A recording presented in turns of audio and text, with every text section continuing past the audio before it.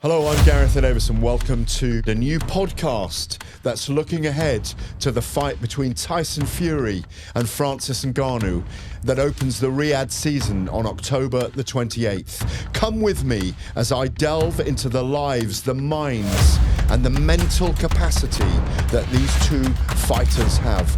Both have extraordinary stories. I'm going to delve into the background of both men, how they came to be, and how this fight came about. Come with me on this journey.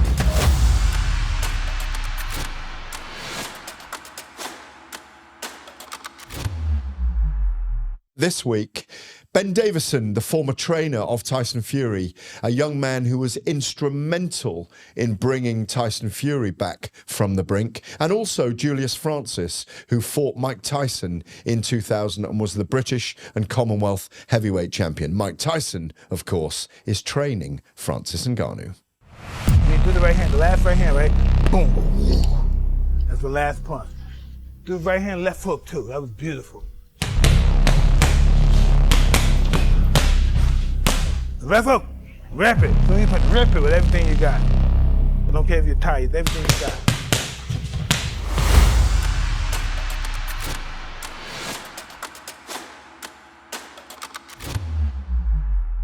Well, I'm delighted to say I've been joined by none other than Ben Davison, Tyson Fury's former boxing trainer. Ben, I can see you're working hard in your gym. You've got one of your guys doing his neck strength and head strength behind you. I know you've had guys sparring all afternoon, people like Lee Wood, your world champion sparring. Tell me, first of all, there he is, brilliant. Yeah. Hey, hi Lee, how are you? Good, brilliant stuff, brilliant. Look, I want to ask you today about Tyson Fury, because you are the guy. You've worked with Lee Wood, who's a world champion, Billy Joe Saunders, Devin Haney, Josh Taylor, some formidable boxers, and you're bringing a new swathe of boxers through. But you came to prominence, really, first of all, for your work with Tyson Fury. I think you were only 23 when you met him, weren't you? Yeah, something like that. 5 years ago? More than that. 30 now. There you go. So 7 years ago. The series At Home with the Furies is out at the moment, yeah? Weirdly, they filmed Tyson in Paris and the family for a year. You spent 14 months with him in his house.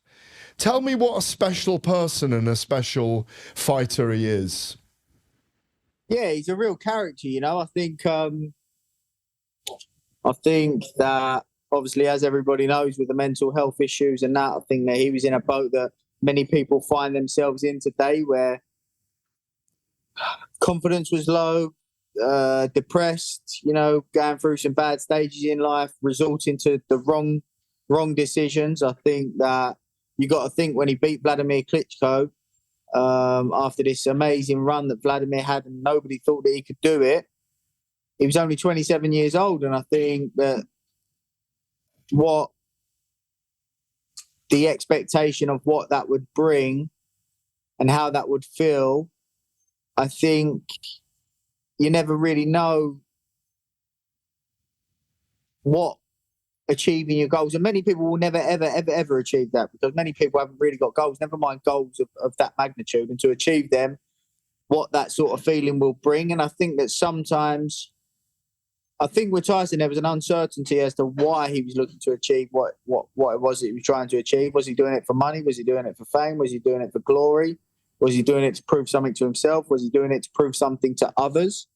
And I think that when he did achieve that, I think that all of those sort of things and the uncertainty and the not knowing, and I think that all come crashing down on him, and he didn't really know how to deal with it. And, you know, for him to do the comeback as he did, as you mentioned, in the way that he did it, the way that he brought awareness to mental health, and for anybody to talk about mental health can bring strength to others. But for the heavyweight champion of the world, one of the biggest men on the planet, the toughest guys on the planet to talk about it, I think is really inspiring and really motivating to other people. But then when you collaborate that with the actual moment that happened in the Deontay Wilder fight, where everything that you talk about getting knocked down and getting back up, where that actually happened, it was no longer a metaphor. It was real. I think that was, I think that really cemented who he is. That and it was like all of the things in the comeback sort of happened in that moment. All the things that he talked about happened in that moment, and I feel like that was a sporting moment that will go down in history, and a moment that will go beyond just sporting moments because of the meaning behind it when you think about the comeback and where Tyson had come from. For over 42 kilos, I think over 45 kilos. Yeah. No, I think it was 63 kilos. 63 kilos, 10 stone, 140 pounds that he lost in the end. I mean, he was physically and clinically obese at the time, wasn't he?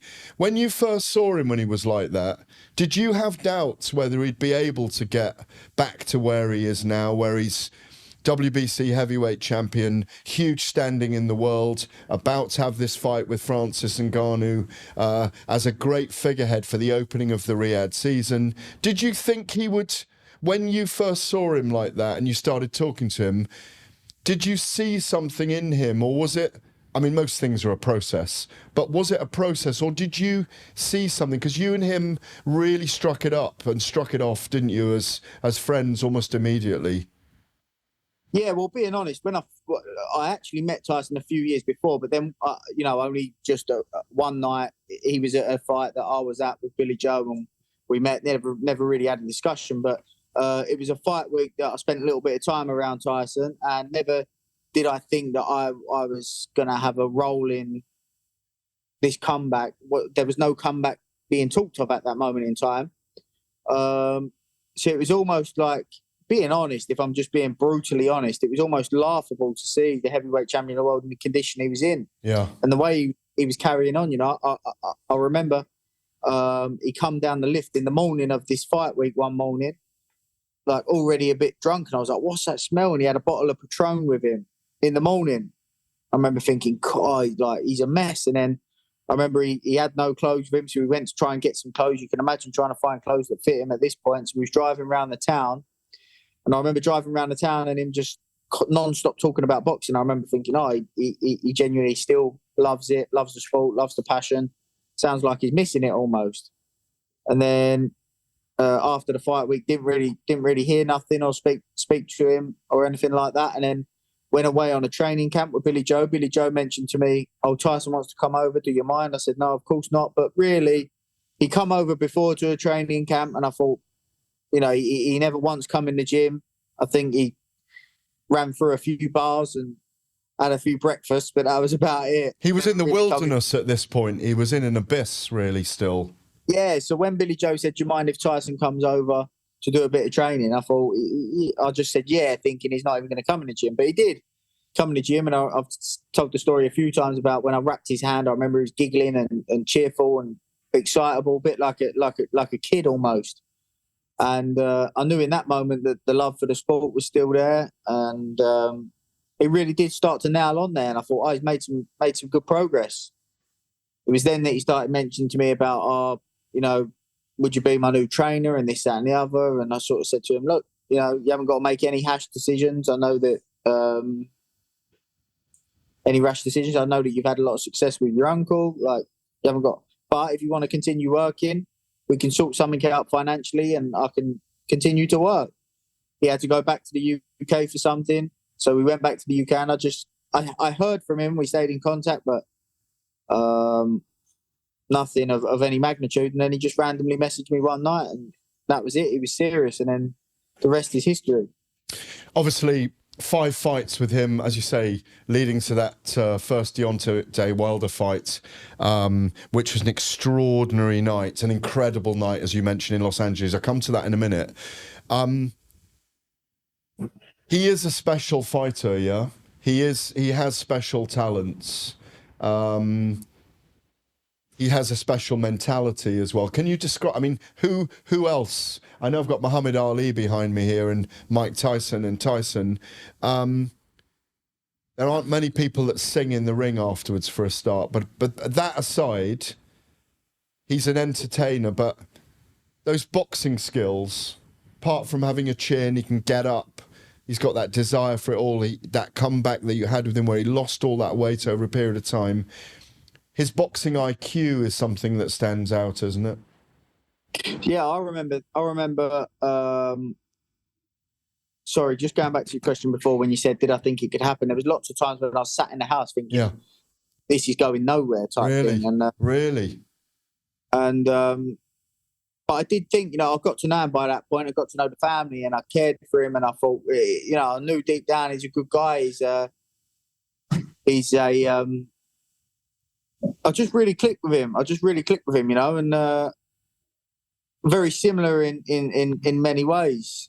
And so therefore, it just helped me understand him and helped me read him. But there were some challenges along the way. But I thought to myself, if he gets back and he's just happy in life, then that's enough. But obviously, it went to more than that. And just on the boxing skills, going back to, I remember when we was about to arrange his very first spar, and Lucas Brown was in Ricky Hatton's gym, and I thought, he's not the best Lucas Brown, but I thought he could punch. Like Tyson's timing, distance, these sorts of things are off. Hasn't took a shot, lost on the verge. He's in the process of losing a lot of weight. Probably not the ideal guy to spar, but Tyson was adamant he wanted to spar Lucas Brown. So I was like, okay, got in there. And just, for someone to be out the ring as long as he was out the ring, for someone's timing, distance, those kind of things, anticipation, those kind of things to still be there. He absolutely toyed with him. At one point, he span around it with a backhand. Done a 360 and hit him up the head with a backhand. I'm sure Lucas Brown talked about it.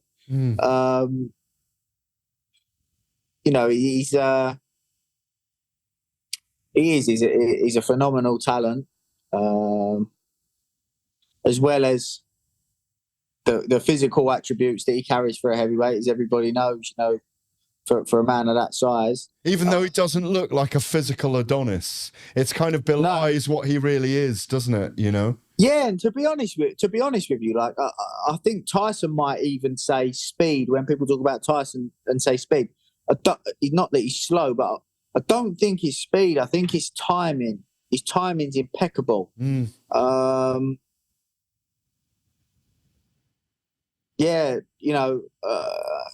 He does. I think it's important that you love the sport, and he loves the sport. More so than he would probably make out. I know for a fact he absolutely hates the business of it, because he's passionate about the sport and the sport itself, and the game of chess that gets played within the boxing ring, and the business side of things can really get him down. I think that's a big part sometimes when he has a downward spiral. Do you think he needs boxing? He's going to need boxing going forward in his life somewhere. Yeah, I think so. But I think in what capacity, I don't know. And I think that's a challenge for him to have to try and work out. Don't think anybody can work that out for him. But it is a worry. Of course, it's a worry. It's a worry for everybody that knows him and is involved with him, and of course his family and the people closest to him. That what does he do? Because it's all right saying I'm going to box my whole life until I'm whatever, but you can't. Unfortunately, you can't. So, he'd make a pretty good pundit, I think. He knows his boxing inside out, doesn't he? He does. The problem is, being honest, is that he's very hit and miss with, he's up for doing it. No, he's not up for doing it. And do you think that's the bipolar, though? And I think we've seen that in the series at home. The people have actually seen him. You will have witnessed that. I remember conversations we had when you were training with him, or when we look back on it, and when you lived with him, that he does need mentorship and a coach to keep him on track, not from going off and doing bad things, but from what people see as bipolar, when the mood swings, to keep him focused on something he clearly loves and loves lighting up in front of a crowd. Yeah, for sure. It was it was a big part of the job was getting him to do things that maybe he didn't want to do that day or in that moment. And did you realise that was bipolar at the time? Now it's been, or ADHD, now it's been kind of assessed more, and we've seen it more that there are these mood swings. It kind of explains some of his outbursts, doesn't it? Yeah, I think so. But I think I probably didn't label it bipolar at the time. I probably just thought it's a good day, it's a bad day in terms of depression, things like that. But you know, I like I said earlier, I felt like there was a lot of similarities in some ways, and I felt like I worked out how to get him to do certain things that I wanted him to do, not in a bad way, but certain things that I knew he needed to do that was the best decision for him to do. And the best decision for him to do. And although he wasn't motivated or wanting to do it in that moment, it was the best thing for him to do in that moment. For example, if it was a tough session that he didn't want to do that day, I wasn't in the mood for, I knew how to get him to do that. I knew how to get him to push himself on days that he might not have wanted to push himself. And, you know, when people talk about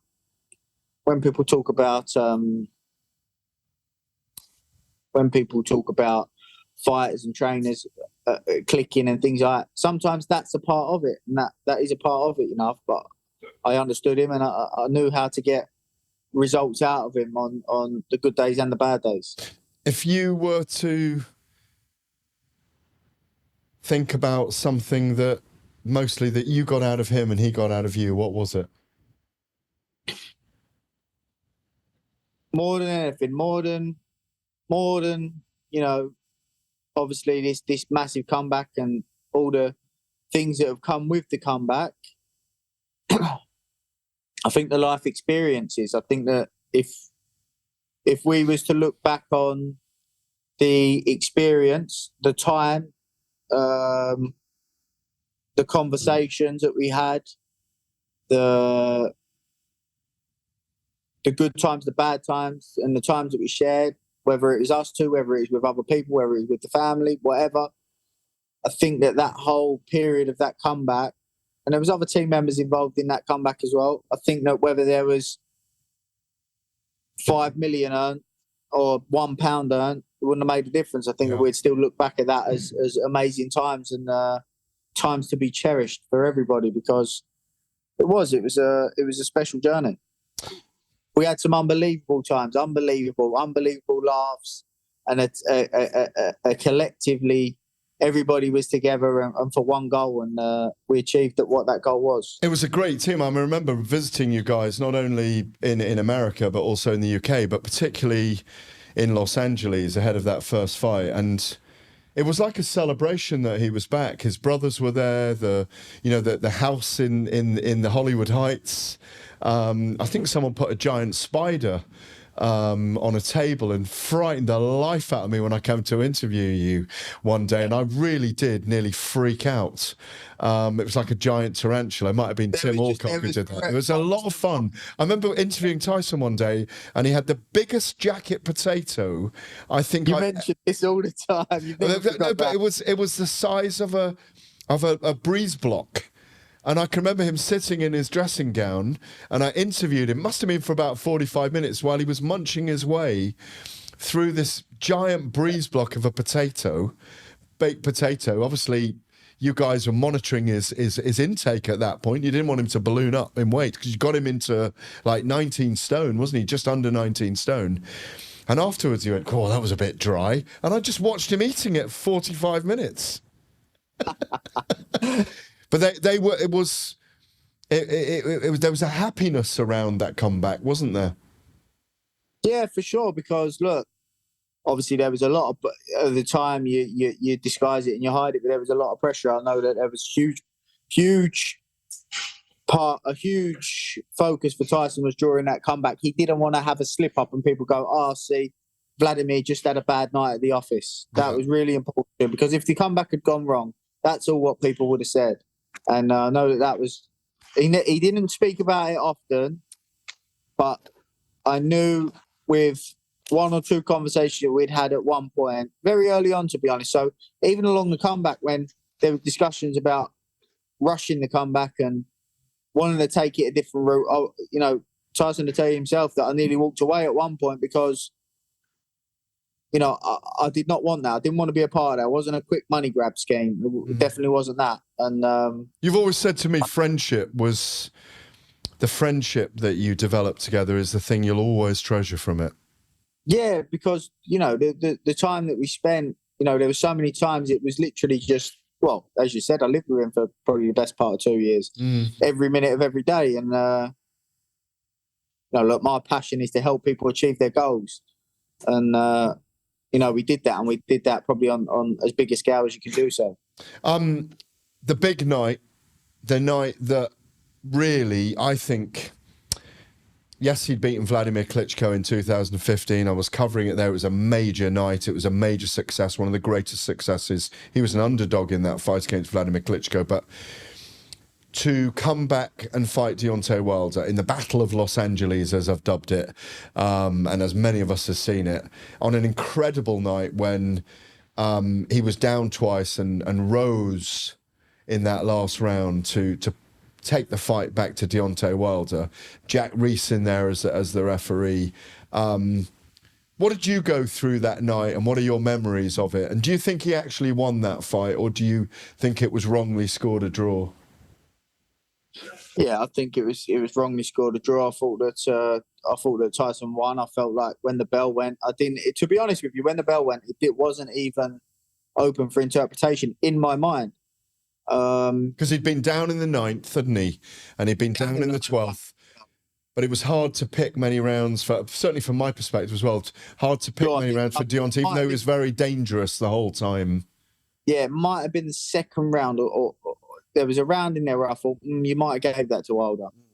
But even that was up for debate, I thought. But, yeah, look, I remember, there was a lot of pressure on me, It was going to be probably, not that it was about me, but Tyson would have been, Vladimir had a bad night. It would have been my fault that the comeback didn't go well.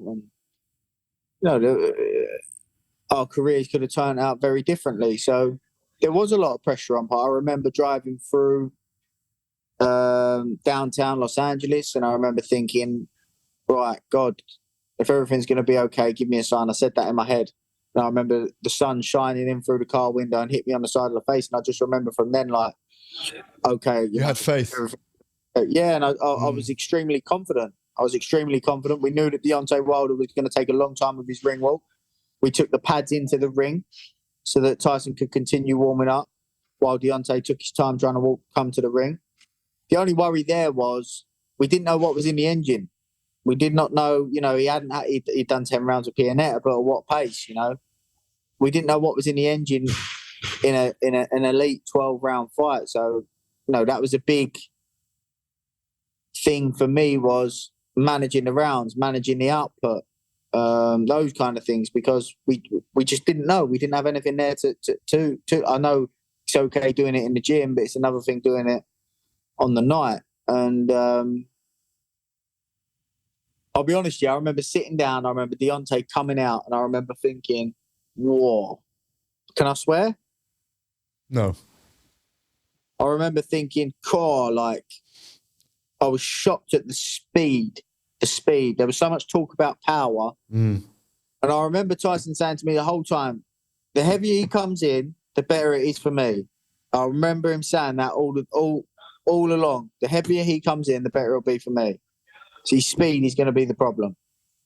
He come out, and I remember thinking, he is quick. But I remember also thinking, Tyson's anticipation's on point. Like, he looks on song. And he was fainting all the time, Tyson, and bobbing. You had him in that style style of... He's in a different phase now, isn't he? But he was very hard to hit as well. He was very elusive. Very hard. Well, it was important, It was important that it was difficult to tag. My worry was what happened in the third fight when he walked in. Boom. And got hit with the right hand as he walked in. That was my worry, with fatigue kicking in. Tyson trying to close the gap. Slowing down as he closed the gap, and Wilder.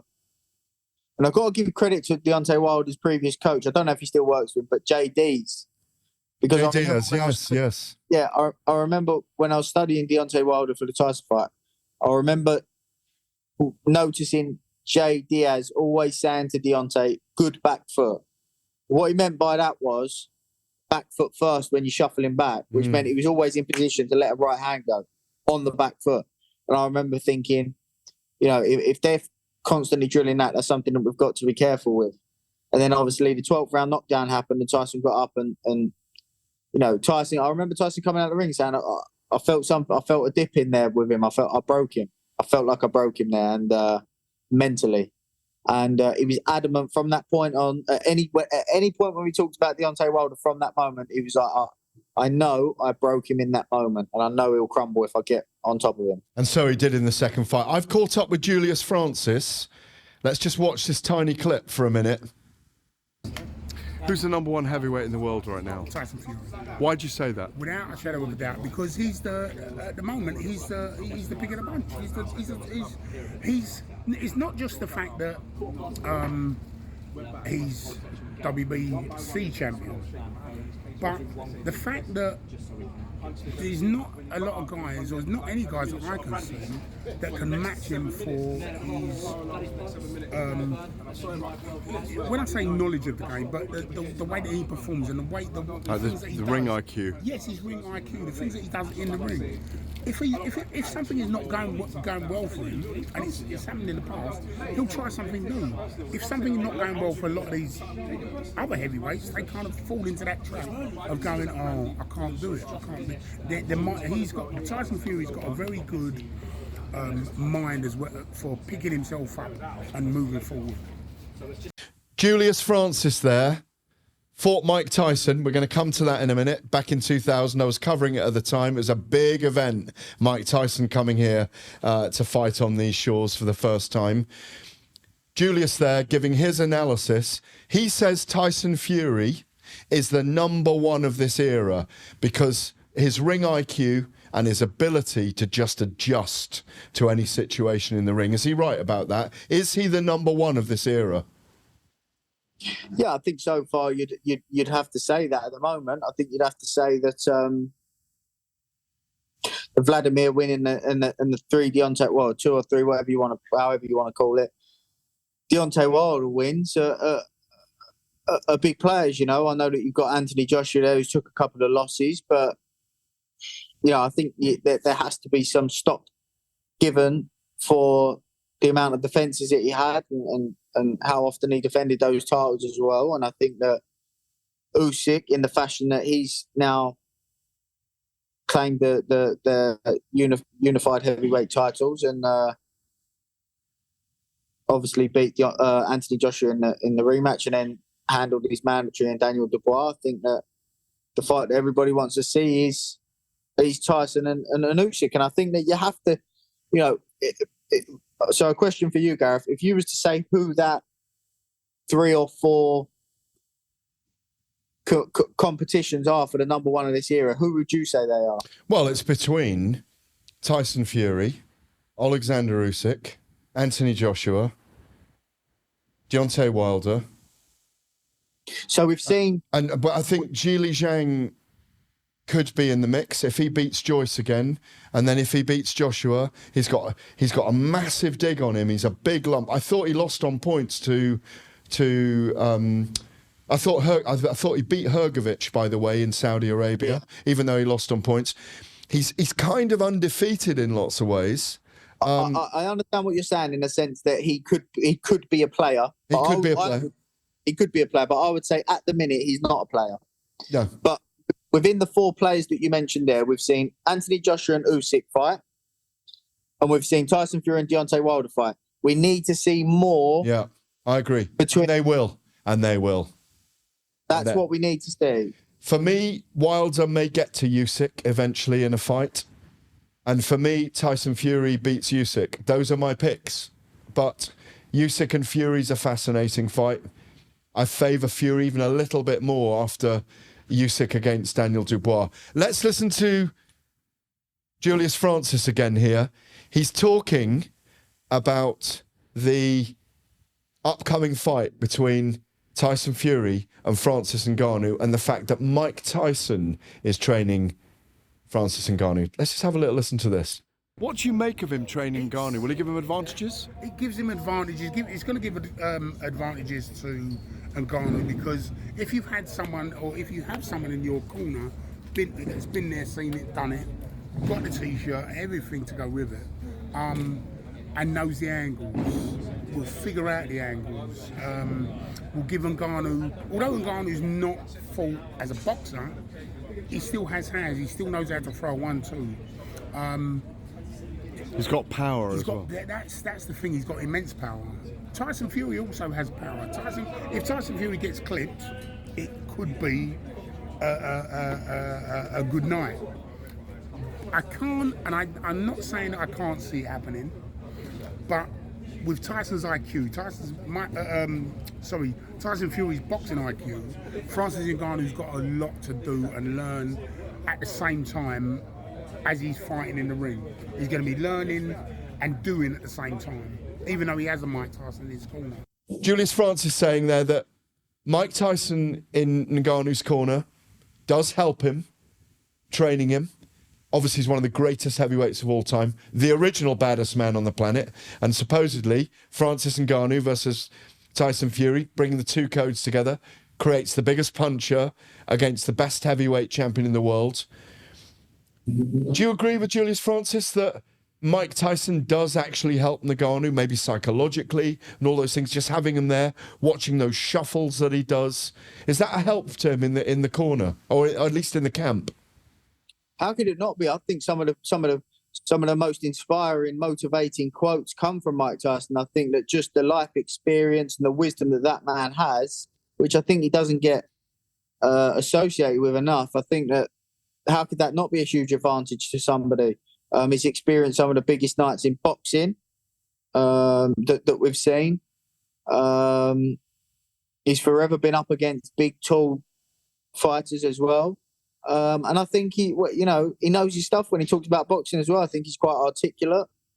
So yeah, of course, Mike Tyson for anybody to have some advice and to be given some wisdom by Mike Tyson is a huge advantage, of course. Is there a danger, as Julius saying, that obviously Francis Ngannou's coming over to the boxing code from MMA? He is a massive puncher. There's no doubt about that. Has Tyson got to be careful about not being complacent against him?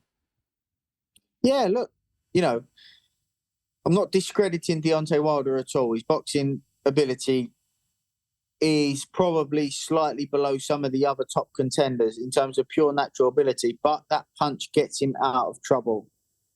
Francis Ngannou, I don't know if that power will transcend the same way into boxing.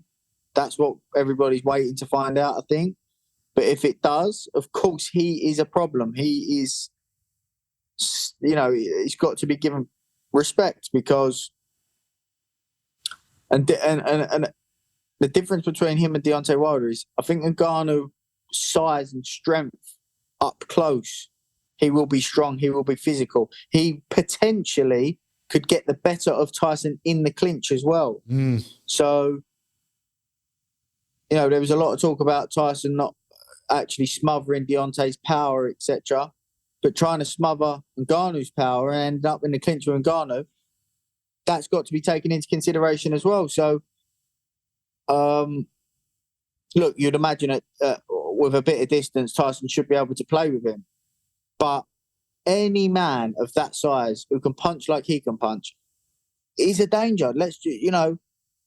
All these people saying, it's a joke. Well, I'd like to see them step outside with him and see how they get on and see if he's not a problem. Very, very interesting. Final one, Julius Francis again. This is a teaser for you.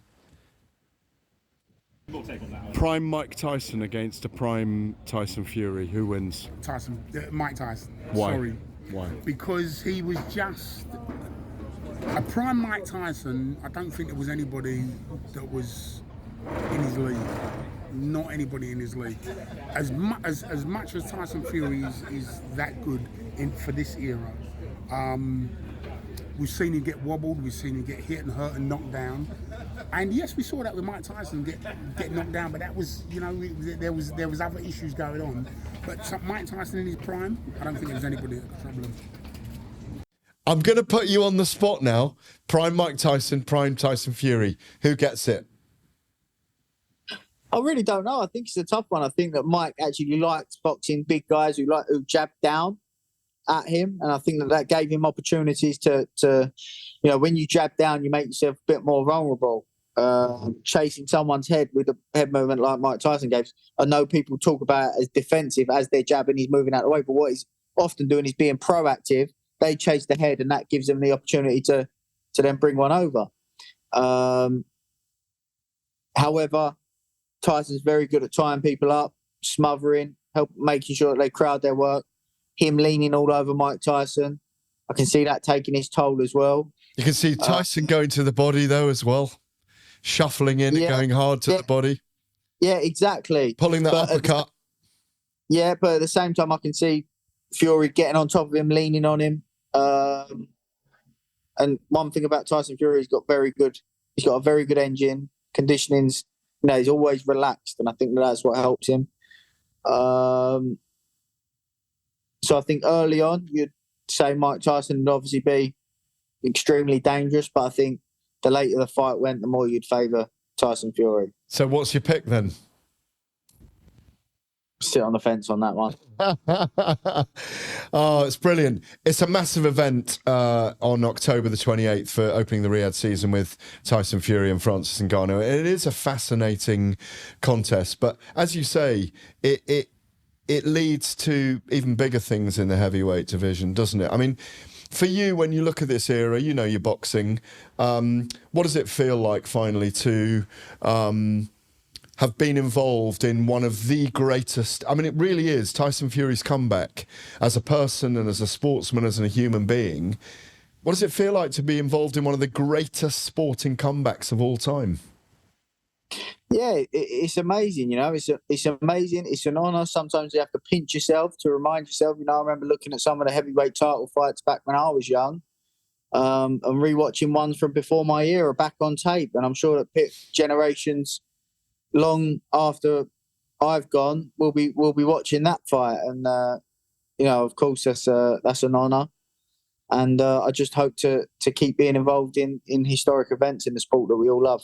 So finally, a final pick, Tyson Fury against Francis Ngannou. I understand there's a rematch clause. There must be some jeopardy there. Who's your pick? Tyson Fury via knockout. Okay, interesting stuff. Ben, you are a very young legend in the sport. It's always a pleasure to speak to you. Your views and your insight into the sport is extraordinary. We treasure you. Thanks for joining me. Appreciate you, Gareth. Thank you for joining me, Gareth Davis. I'll have more on the background of Fury versus Ngannou next week. Come and join us.